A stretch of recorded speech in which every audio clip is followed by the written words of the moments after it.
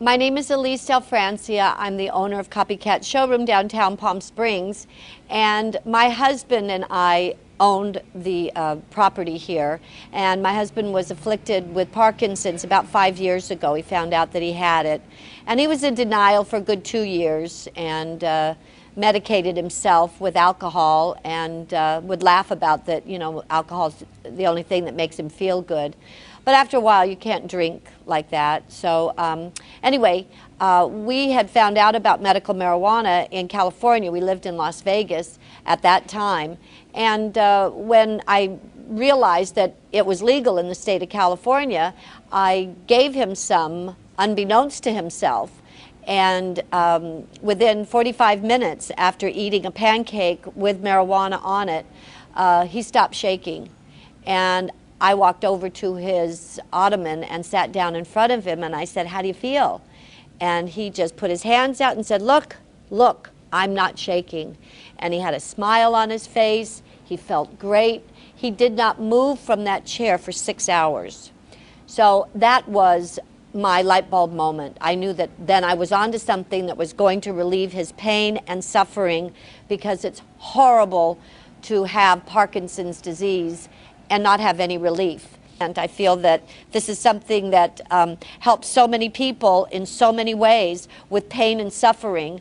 And to take some of the medication, the expensive pharmaceutical drugs are destroying people's lives, not really helping them. Either they can't afford the pharmaceutical drugs, or it's damaging their kidneys or damaging their bodies in some way.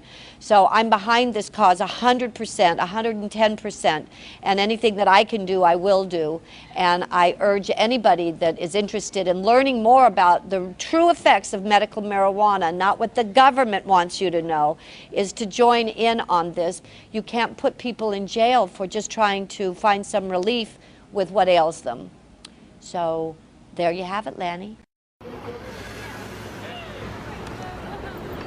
Are we entering or anything? Or No, we're just starting with this. Absolutely. Cool. Good to see you, man. Good to see you. How are you? Good. I've been seeing a lot of you lately. Yeah, it's cool. I mean, I like it. When you look back on 2012, how would you characterize your year?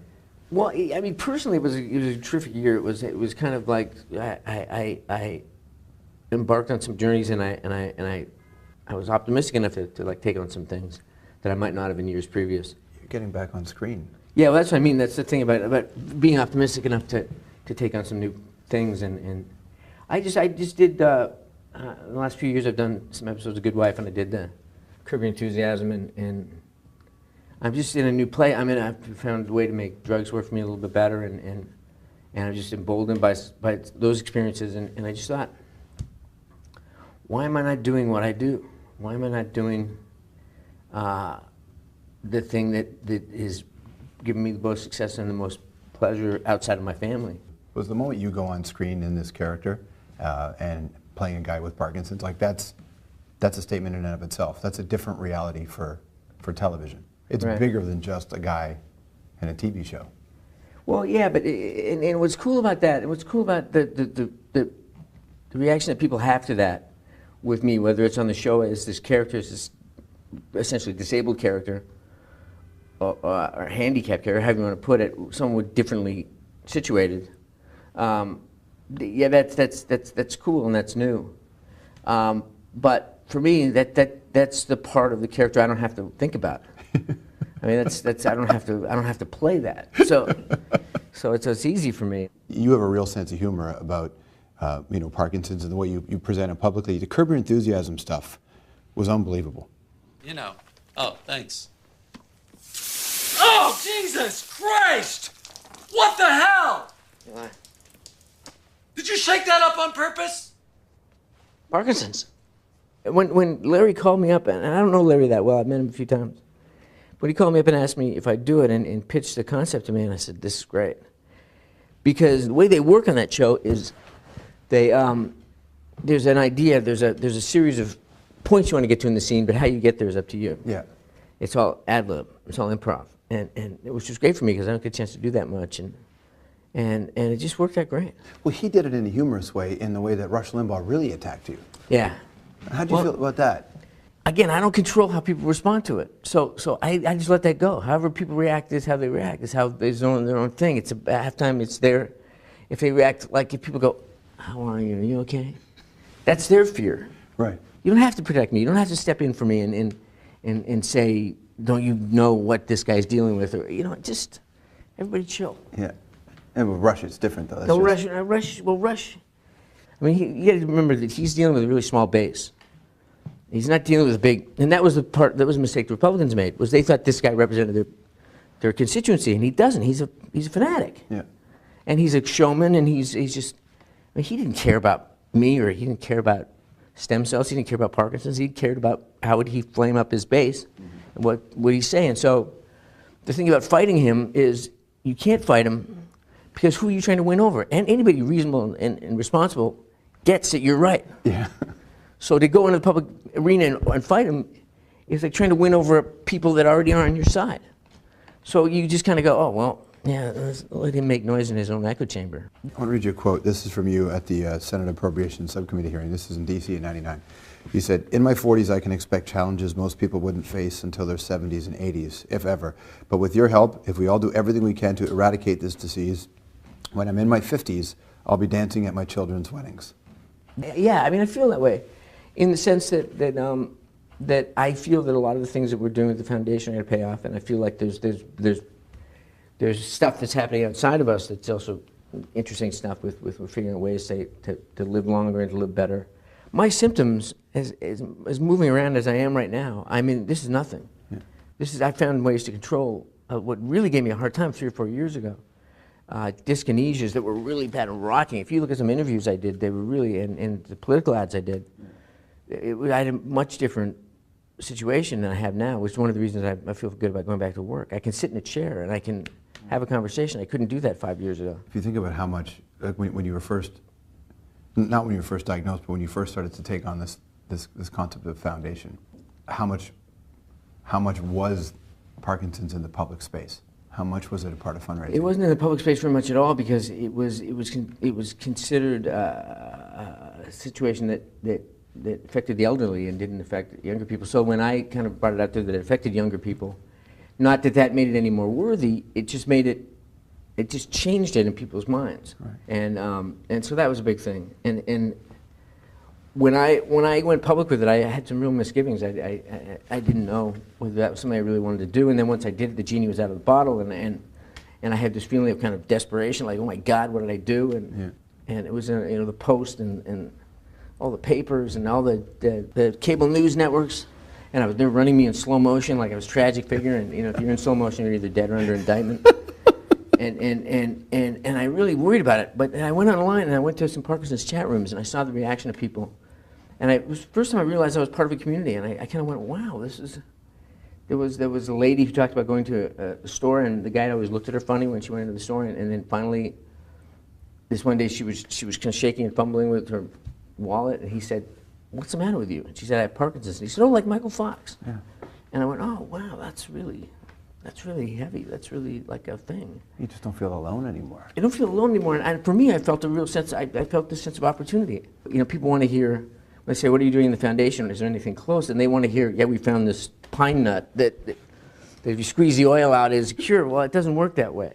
So we're trying to find, we're very close to finding a biomarker. We've got a big research project going on, which is a way to find an indicator, a common indicator in all Parkinson's patients that will tip us off before symptoms are evident. Because by the time symptoms are evident, by the time my pinky twitched, 80% of the dopamine-producing cells in my brain were already dead. Right. So if we can find a way early on that we can find a marker, then we can identify along the way the progression of the disease, and we can treat it earlier, and we can get in there earlier. And if we can find a drug that halts progression and eliminates symptoms, that may not be in the pure sense a cure, but it's as good as a cure. Did you have to change the way you approached being optimistic over the years? Yeah, I mean, I was always just a basically optimistic person when I was a kid. But I mean, it's a richer thing now, and it's informed by the difficult times. It's not informed by kind of a sense of a wide open future in front of me, and I can't wait to get into it. Yeah. It's more of a past behind me. that's been difficult and challenging, but has, because I've gotten through it, has made me optimistic. How'd you get there? I just had some struggles. I mean, I was diagnosed, and around the time I was diagnosed, I mean, my son was born and my father died within a year. And so I just when I kind of got how valuable my dad was, Yeah. in relation to the fact that I was about to raise a son, I lost him, and so that threw me off. And then I was diagnosed very shortly after, and then I realized that my diagnosis, that one of the ways I was self-treating it by drinking more, and so I realized I had to not do that anymore, and that was a challenge, and all that stuff, and I mean that put pressure on my marriage, and all that stuff was just to come through that, and to come through that with a stronger marriage than ever, and a sobriety that was really lasting, and an understanding of how much I love my dad and how important he was to me in his absence, which is unfortunate, but a real strong appreciation for him and a new respect for him. And again, my marriage, it strengthened my marriage because I realized she wasn't going anywhere when I was diagnosed, and that's your first fear. Yeah, for sure. Is am I going to become a burden on my family, and and the fact that she wanted to have more children, and now I have 3 more kids after that, after my diagnosis, and they're great, and I can't imagine life without them. You know, as we go through the new year, 2013 now, what are you looking forward to? Is there a moment that you're hanging on? Well, there's a couple things. I mean, like I said, my daughters are going to start. They're going to finish high school next June, and then going to college, and that's an amazing thing. That's really. I mean, like I said, we're babies when I started out on this journey, and I'm gonna start the show and do this new show, and that's gonna be big. And I mean, every year is cool. It's an opportunity. It's amazing. Before we wrap up, rapid fire anthropology questions your way. What is one food that's your favorite gross food? Well, I don't know if it's gross, but I like circus peanuts. Those kind of fake corn oil based marshmallow things that are really. You eat like 5 of them and they become a rock that you think you'll never pass. You hope you never pass. What's the weirdest thing a fan ever said to you? Michael Keaton, I love you. Yeah. Who do you have somebody that you have to make peace with? Who do I have to make peace with? I have to make peace with I have to understand people that have fear and ignorance. I mean, just generally, I'm not a person, but just people that whose first instinct is to find fault and to cast blame, and I just have to realize that that's fear, and whenever I come across it, I have to resist temptation to write them off, but instead to kind of say, how can I just work around that and hopefully bring them along. So great to see you, man. It's great to see you, man. Real pleasure. If you want to join Team Fox, and I recommend you do, we've got it on our website. Go to strombo.com for all the details there. Stick around. We'll be right back.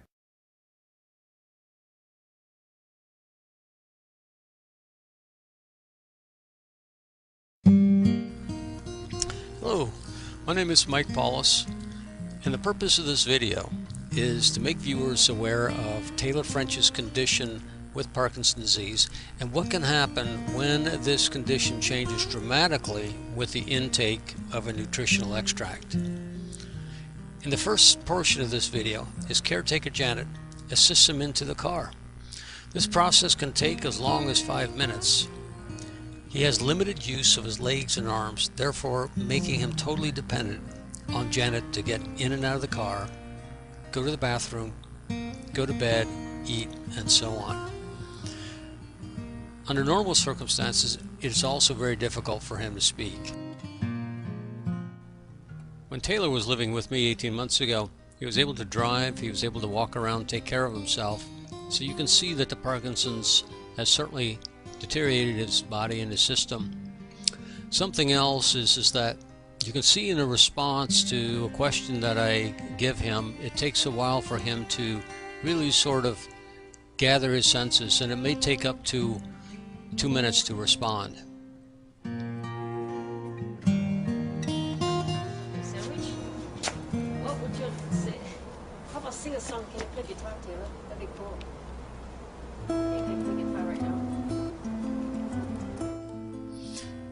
Yes, seeing is believing. This is the same Taylor that we've all seen in the wheelchair every day, every week. The difference is, for the last 10 days, Taylor has been taking a therapeutic dose of a vegetable extract. And after 15 minutes since his last dose, Taylor is standing, walking, moving on his own. On this particular occasion, it is for 45 minutes.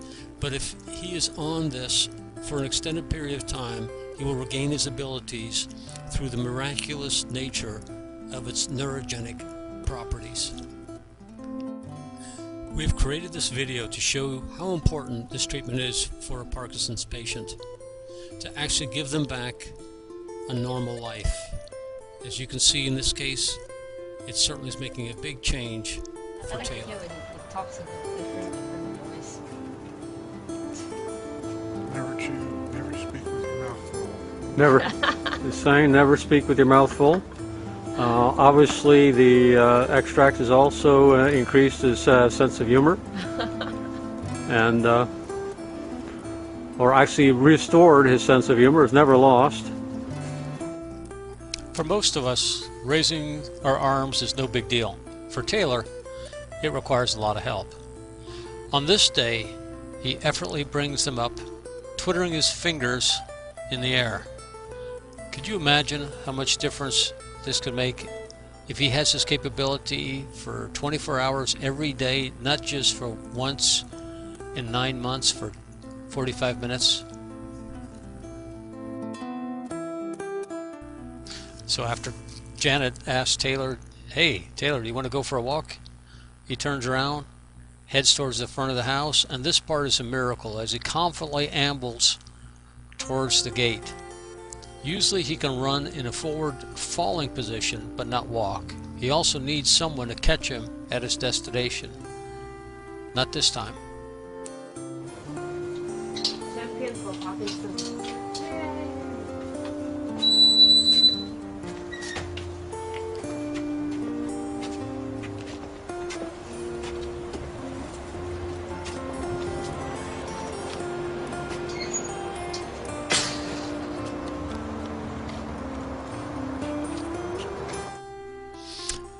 Here, after eyeballing his Buick and being determined, a bit of a ham when a camera is going, Taylor now decides he's man enough to drive the car, especially after being fed by Janet. Can he do this? Remember, he's not walked on his own or driven in months. Confidence is now getting the best of him, and he will try. Sure enough, under his own power, he makes all the moves that are easy for the rest of us, but impossible for him.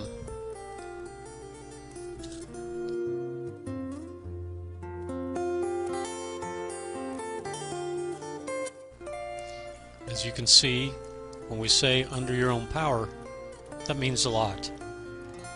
For someone to make all the moves of getting into a car themselves, starting it up, positioning the steering wheel, closing the door, rolling up the window, all of these requires a lot of concentration and effort for someone who normally needs to be helped into a car.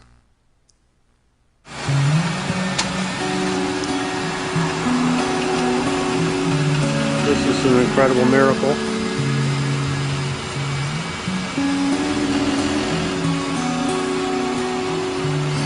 Pulling it out.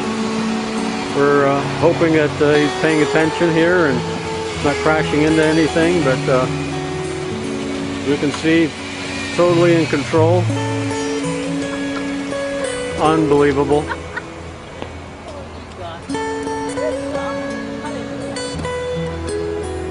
There he goes, and we suspect he'll return